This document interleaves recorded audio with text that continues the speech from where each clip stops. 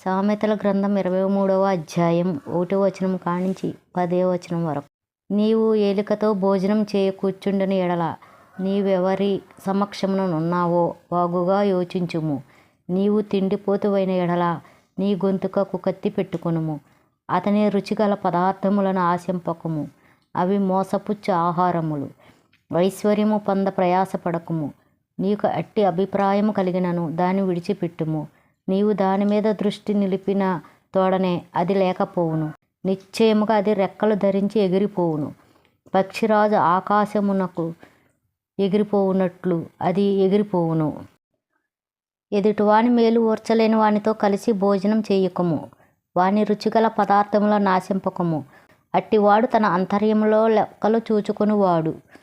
తినుము త్రాగుమని అతడు నీతో చెప్పినే గాని అది హృదయములో నుండి వచ్చు మాట కాదు.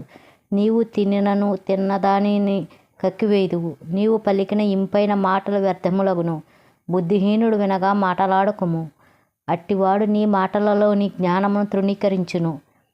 పురాతనమైన పొలిమేర రాతిని తీసివేయకము. తల్లిదండ్రులు లేని వారి పొలములోనికి నీవు చొరబడకూడదు.